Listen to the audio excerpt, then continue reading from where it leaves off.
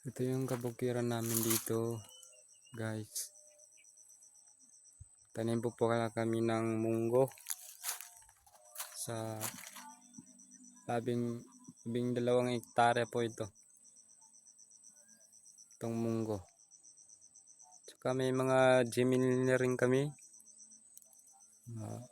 Mga 2.5 kapuno ng Gemini na namin dito.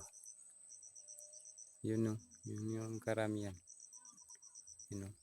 Yan. Maliliit pa. 4 na taon pa lang yung Gemini na namin.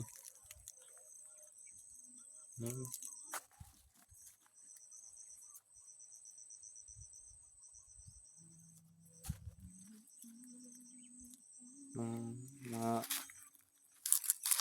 nangyari sa munggo, guys, mga insekto po yan, dahil sa insekto